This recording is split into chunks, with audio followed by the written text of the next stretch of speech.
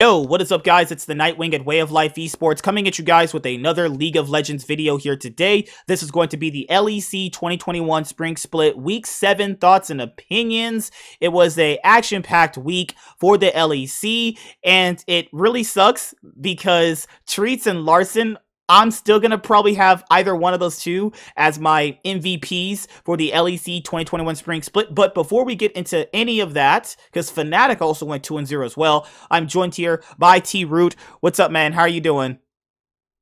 Doing well, doing well. Glad to see Fnatic are really doing well this season and nothing bad happened last week. Oh, yeah.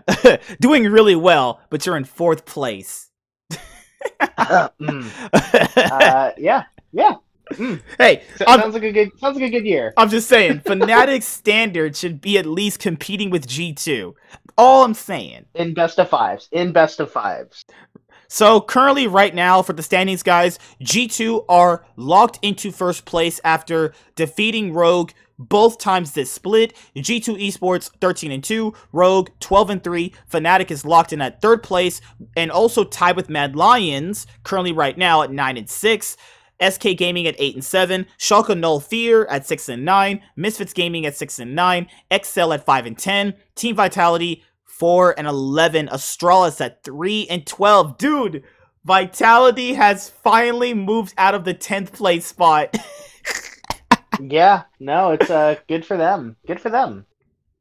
They actually won both games, didn't they? This time around, didn't they? For week 7, they won both games. Yeah. They beat SK, who's been kind of on an uptick, and a lot of people are saying is going to easily lock in a playoff position. And then they also beat a struggling Excel, which I'm really sad about, but you know, it is what it is. So when I'm looking at the LEC 2021 Spring Split Week 7, the most standout game, there's a lot of standout games. And the issue here I have is when people talk about, you know, MVP, and they're always, you know, misconstruing best player for MVP. In terms of, like, the value that Treats brings to SK Gaming right now in this particular spring split, I think he is considerably the most valuable player in the league, especially when you're factoring in what a support player has to already do while also protecting their AD carry, while also warding consistently without obviously getting, you know, when they face check and they die. Then there's other things as to, you know, interacting with your jungler. Then you're also putting yourself in advantageous position when you're playing playmaking champions like Alistar, and then basically if he doesn't make that play, and then SK Gaming start losing, and then when you're factoring in when he's making these aggressive plays, then they're actually winning. I don't think SK Gaming have a bad team currently. I actually think they have a pretty strong team. Now, could this team, you know, surprise a team in a best of 5 when it comes to playoffs? And maybe, I don't want to say that Potentially, yet. yeah. Potentially, because, like, I think Tinks and Treats are incredible. I think Tinks is great. Tinks has definitely been playing better and better and better as the weeks have gone by for the LEC 2021 Spring Split. You have Blue and Jezu. Blue is still, I think, growing as a mid laner. You know, I haven't seen, you know, like a lot of greatness out of him, but he's not a bad player. And Jezu, I think, is a pretty solid AD carry. Also, people were saying that Jezu and Treats are the best bot lane currently right now, which is crazy. You would think that SK Gaming, what do they even offer to the league, honestly? But props to Jezus, their head coach. He's definitely been doing a really good job as, you know, he's been molding these rookies into, you know, playing the game at a competitive level. It's really also crazy that Treats was on TSM as a support. That is nuts. Yeah. Good job, TSM. Well, you threw away a good player. Well, so much for talent suppression machine. Hey, they were suppressing him in the wrong way. That's different. That's fair. I mean, I didn't pay much attention to his time on TSM. Like, I don't know what his overall LCS record was, but I'm just happy that his time in the LCS was not enough to disclude him from actually being a candidate for Rookie of the Split. He didn't spend enough time on TSM to disqualify, I guess, the LEC rules that if you spend 50% of a season or 50% of games on a Worlds qualifying region team, you're not counted as a rookie anymore. So Treats spent less than 50% of a season game on TSM, So he could potentially be rookie of the split, funnily enough. If he doesn't get rookie of the split, or if he doesn't win MVP, that's a crime. That is actually a crime. But what else happened this week was the big notable things happened with G2. Obviously, the LEC put out a match of the week video between Mad Lions and Rogue, and then the fans were like, well, isn't G2 and Rogue supposed to be the match of the week? I'm glad it wasn't, because that wasn't a match of the week. That was like one team just completely playing Farm Simulator for the next like 25 minutes, and Rogue just sat there losing. Like, yeah, I still personally think Rogue is a good team. Caps too. Like, I personally think Rogue is a good team. I think it might be, you might have Rogue in the finals with G2. I think it could be a situation like that, but currently right now, they're not better than G2. You know, right now it's pretty much... Go. Oh, no, sorry. Point. No, you're fine. I get what you're saying about how Rogue could potentially be a finals team. You know, I mean, if they could make finals, that'd be great. But if you look at the Mad Lions game where they almost lost and they would have gone 0-2 this week. Yes, true. The only reason they won is because of a really good Orianna on ult by Larson. Yeah. By Larson right at Dragon Pit, where it's like, oh, they hit 4-man, and then Ottawamne just kind of started Q smashing them, and it's like, that's where the game turned. Otherwise, Mad Lions were in control of that game almost the entire time. So if teams are starting, like good teams like Mad Lions or Fnatic even, which we'll see this week in Week 8, the rematch between Rogue and Fnatic, if they're starting to find the cracks in Rogue's armor, I don't see this team getting top 2. Like, they could still be a semifinal team and make top 4, yeah, which will be great for championship points, because as a reminder to NA fans, EU LCS is still using the preferred championship point system. So they still could go to Worlds if they can rank high enough, but I'm worried to see how this team does in a best of 5. Because the issue here, I like that you brought up that point, because what people don't remember, in the LEC 2020 summer split, Rogue locked going to Worlds by getting first place, right? So I even told this to my friend. I was like, wait a minute. Yeah. If they lose to Fnatic, a team that was struggling so hard, then, like, are they really that good? And they got 3-0'd, you know? But to be fair, this time around they have Ottawamne, and they do have Hansam. They just have Ottawamne and Trimby. Now, Trimby, I don't personally think is that good. Honestly, he's been running it down for, weeks. Like, actual weeks. Like, he's had a few good games, I'm gonna be honest here, but outside of that, I've not been super impressed by him. But Ottawamne, I think, has been a consistent, stable force, obviously in the top lane for them. But my issue here with going into Fnatic, because that's going to be the next contender team they have to contend with, because Rogue's biggest competition right now, I personally think, would be Fnatic. Now, Fnatic went 2-0 this week. And the point about Fnatic right now is, Fnatic, to me, it's not even just about inconsistency, because they had that game against what was it, SK? No. They had a game that was actually pretty close. Who did they play? They had a game that was super close. It might have been it definitely wasn't this weekend. Like the XL SK game and the XL game were both kind of smashes. Let me see. At least I think. Where was the game against XL? They were the last game of the day. XL on day 1. XL was Bwipo on Gangplank, and then they had upset on farming on. Yeah, okay, yeah. The XL game was pretty much a stomp. I remember that one. Okay, they were playing much better this week. A lot more, proactive in a way that wasn't running it down. But my issue here with Fnatic is, how consistent can you bank on them? Playing like this. Is this their true form, or did they just face really weak competition? Like XL and SK. Now, SK, that game was, let me go play it right now. That way I can give a good interpretation of it. Because I remember watching it. The issue here is SK Gaming right now, I just don't think are at the level of Fnatic with all these, veteran players that know how to play the game to a certain point. Now, Fnatic has struggled to split. Ultimately, with a lot of... I think they're struggling with players not on the same page, or they just have such stylistic differences about how to play the game, too. So...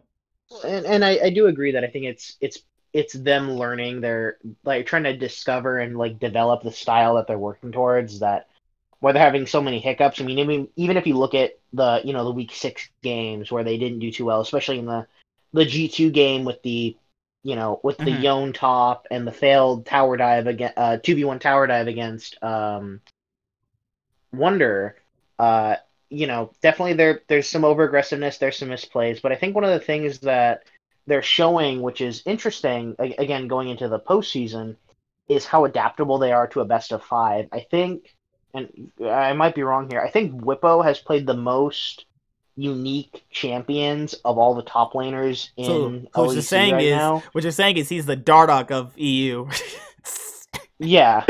And then at the same time, you got Upset and Hillisang, who are actually leading the league in 2v2 kills. So it's like That's no true. matter what champions they're on, they're willing to go in and just show the other bot lane that it's like, no, this is our lane. You get out of our lane. Hmm.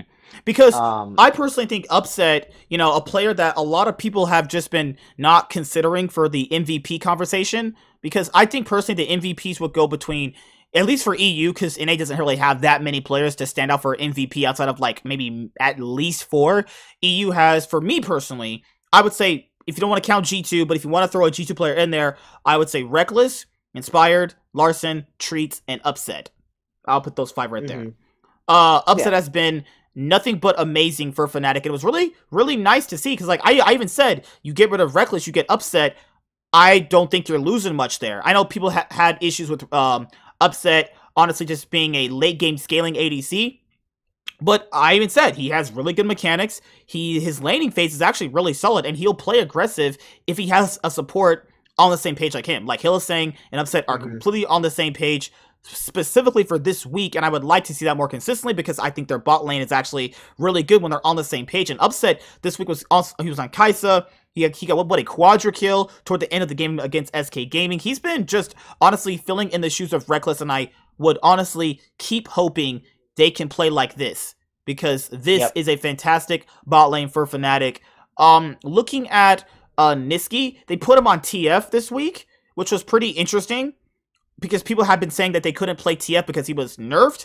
I mean, TF is a stun card champion. You ult and stun card. Well, I don't think he got nerfed. I mean, he's been like permabanned like almost the entire like split. So the fact that TF even made it through the ban phase was interesting. I mean, what Because were for the NA, ever since he got nerfed and him and Gally got nerfed on that one patch, they don't play them. But I've seen TF still picked in LPL, LEC, LCK. mm-hmm. Like, okay, it's just an NA thing because NA is just not that good. Yeah, and I Oh think that might shit. just come down to kind of regional playstyles. Because if you look at the bans that game, Fnatic banned Orianna, Seraphine, Caitlyn, Lilia, and Callista, Mm-hmm. while SK they banned Senna, Thresh, Udyr, Nidalee, and Gragas. Okay. Um, and it's interesting to see that there were a lot of AD carry bans on Fnatic side towards Jezu, which I think says a lot. The bans of Seraphine, Caitlyn, and Callista. Callista arguably has been Jezu's best champion all year, which is why he ended up on the Tristana pick. So I think it's interesting that because of the AD carry heavy ban, AD carry and Mm-hmm. jungle ban specifically, it just left Twisted Fate open, and Twisted Fate is just a power pick. And the same thing happened in the G2 Misfits game where Caps picked TF against VTO's Lucian and also had a really good game. Yeah. What did you think about Misfits this week? Because they won against Astralis, but they lost against G2. Because like the casters were saying, like, yeah, they've been getting a whole lot better. I'm like, what games have you been watching? What?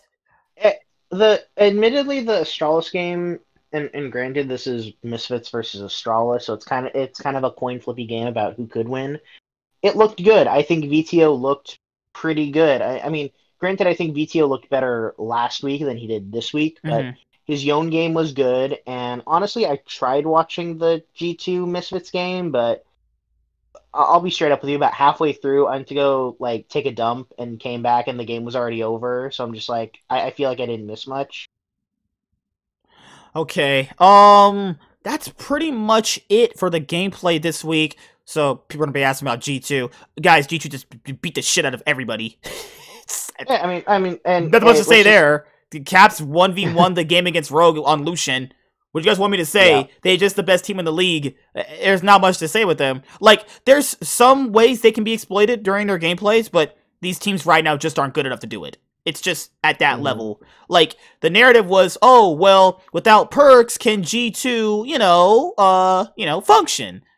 Yes, they're functioning very well, and yeah, they're doing pretty well. They're doing pretty well. They're doing pretty well from what I hear, So, I guess it is worth noting a couple other kind of, I guess, important things that happened were Vitality going 2-0, so technically not eliminated from playoffs yet, but I was reading there was some statistic on Twitter that either Ender or Medic posted that Vitality need to beat like Misfits and Schalke this weekend, and then they would actually be guaranteed 6th place, which is crazy when you think about it. Fucking nuts. And the other thing is that Schalke finally broke their losing streak. They were 0-7, and then they beat Astralis. So let's see how that goes into the last. They've been playing really bad for some weeks, dude. They've been playing atrocious. It was wow. Yeah. And it all comes down to kind of like what I said at the beginning of the season. It's Gilius.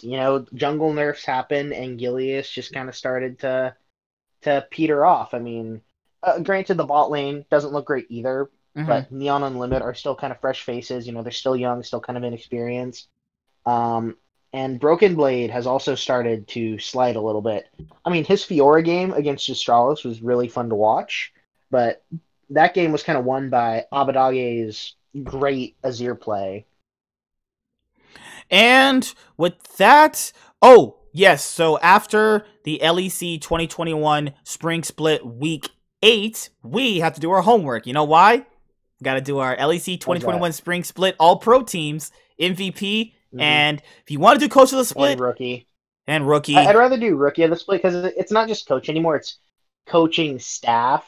Yeah, I personally could care. I could care less for Coach of the Split. I would just do Rookie, Most Improved Player. I would say is a fine little nice our own award to have. So we're gonna have to do All Pro Team, Rookie, Most Improved, MVP.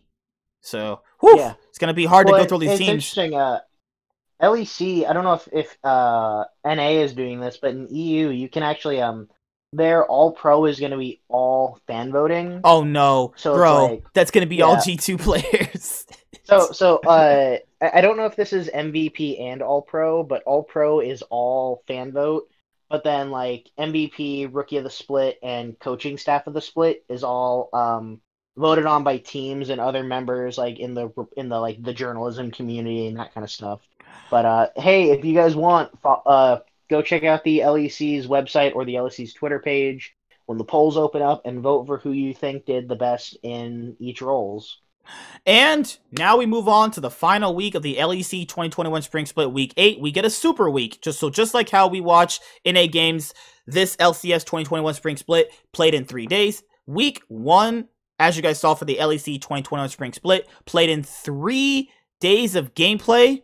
You're getting that this week. Starting out Friday, we'll just knock out the predictions. Super simple. Rogue versus SK. Sure. Pretty interesting.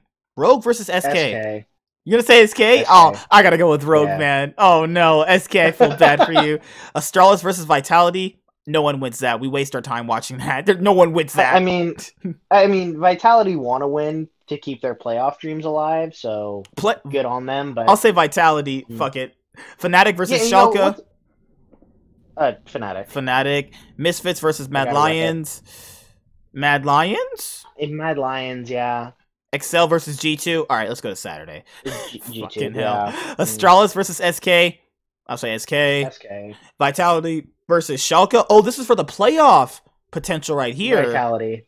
Oh, you're saying Vitality? Oh my god. Hey, I'm on the Vitality hype train. I even have a Vitality jersey myself because I think the jerseys actually look pretty cool. Well, and here's something interesting about Vitality that I just want to bring up really quick that I did while I was researching. So if you remember back when these roster swaps were announced, where Astralis brought on Magi Felix and Vitality brought on Crownshot, I made a point of mentioning how Astralis only signed Magi Felix through April or something in hopes that Nuke Duck will be back either by playoffs, which isn't happening. So that's like if Nuke Duck will be back by summer. Vitality signed Crown Shot through November, so straight up they can still have Crown Shot next split, and if Vitality does well enough by whatever godsend miracle, they could have Crown Shot at Worlds. Interesting. Oh, I thought you were gonna go on the point of they could bring in Magic Felix. I mean, if they wanna bench like their mid laner and like, go out and buy Magic Felix after his contract expires. That's not a bad thing to do. That'd make their team better, honestly. Yeah. So where were we? Misfits versus Fnatic. Oh, so you're at Vitality versus Schalke. The Vitality Miracle Run. Let's go. Let's go Vitality. Rogue versus XL. Okay, no, fuck. Okay, Rogue, you better smash them. Misfits versus Fnatic. Fnatic. G2 versus Mad Lions. G2. And the last day of gameplay starts with Vitality versus Misfits. I believe in the Vitality Miracle Run. Schalke versus XL. I'm going to just say Schalke. Well, XL. Oh, yeah, right. XL should be winning that. XL should be winning that. I feel bad for XL. They want to make playoffs so bad, and they just can't do it. Well, it's interesting that that's the one that caught your eye when you said G2 Mad Lions, and I said Mad Lions would win, and that just completely went over your fucking head. Wait, what? You really think Mad Lions are going to beat G2? Yeah, roll back the tape. Oh my god. I'm putting my money on Mad Lions beating G2. Oh, this man's crazy, guys. Mad Lions versus Astralis. I mean, Mad Lions probably should win. G2 versus SK. I mean, I'm going to go with G2. I feel like SK could play spoiler, but I'm just going to put the money in G2. And I hope this is the match of the week. Fnatic versus Rogue to end off the LEC 2021 Spring Split. I mean, I'm gonna put my money on Fnatic. Rogue are gonna clap Fnatic, dude. Rogue has been playing so much better all split. Oh my god. I mean, all split, sure, but recently, no. Oh my god. Let's go. Rogue is gonna win, and if I win this bet, I'll get 2 pennies. Just kidding. Okay, I'll mail 2 pennies to LA for you. How's that? All right. Anything else you want to say before we head out of here? Not really. I'm excited to kind of see like what your opinions on All Pro are next week, and then just because I haven't been on any other shows lately, what is your opinion on the new MSI format? Actually, to be fair, I haven't looked it up too much, but I know that the changes are finals and the best of 5s are still the same for top 4, right? But the initial new round, from what I heard, is there's no like playing stage. It's just all the teams get thrown into groups. Basically, what happens is that they're taking all 12 regions of league and dividing it up into like 4 tiers. So like EU, Korea, and China are like in the top tier, and then NA, Vietnam, and the Pacific, the like South Pacific or Asian Pacific teams. Mm-hmm. Are in the 2nd tier, and then you got the other minor regions in the 3rd and 4th tier. Mm-hmm. There's going to be 3 groups of 4 that are going to do a double round robin, and the 2 top teams from those 4 groups go into one bigger 6 team group that basically will fight for playoffs. So it's like there's 2 group stages, or what they're calling the group stage and the rumble stage. Oh my god! And then it'll go into the knockout stage. Oh lord! So basically, you could get fucking like T1 against a Brazilian team and watch them just eviscerate them. You could get T1. Let's just say for whatever reason, you get Damwon, Cloud9, a Brazilian team, and a Japanese team all in a group stage together. That's crazy. You just watch the 4 of them duke it out. That sounds fun. I like that, though. Thank God, dude. Yeah. Thank God no more play-in stages. Please do it for Worlds. Well, and this is... I doubt they'll do it for Worlds because the amount of teams of... Yeah, there's more teams. MSI compared to Worlds is, like, doubled. But, yeah, so I'm interested to see how MSI goes in Reykjavik, Iceland. In Iceland... Yeah, that's pretty much it. No, I like the format, though. I definitely think they should... do away with the playing stage. MSI just doesn't need a playing stage. There's not that many teams, though. No need to just, waste time like that. I consider the playing stage just a waste of time, personally. I know people get a little mad at that. They're like, well, what about these other fans that love this team? your team ain't doing shit. Let's be honest Well, here. I feel like play-ins could go by a different name, and that's called NA Scouting Grounds. But like, imagine like this: if you're a player that goes into the play-in stage, you're playing, for a lot of those, other regions that might look at your gameplay. I mean, there was a lot of players last year that got scouted from play-in stage that played really well. Arma, Uniboy, Jose Diodo, so there's the majority of the Australian players. Yeah, from Legacy Esports, from OCE, so Yep. I personally think it's a good thing for players like them that get their shot to show what they can really do. Well, and even if you look as far back as 2017 with that was famous, the Gigabyte Marines almost knocking out TSM in a best of 5. Oh yeah, and that's what encouraged 100 Thieves to bring over Levy for their academy team, where he played for like a year before, I think, either going to China or going back to Vietnam. He went back to Vietnam. But still, like a lot of foreign minor region players like get a good look at in play-ins for MSI and Worlds, and it's like, okay, this could be a decent talent to bring over. And guys, with that, that's pretty much it. I'll see you guys later. Like, comment, subscribe. Most of all, enjoy. I'm the Nightwing. Way of Life Esports is signing out. Peace and have a good day. Guys, see you later.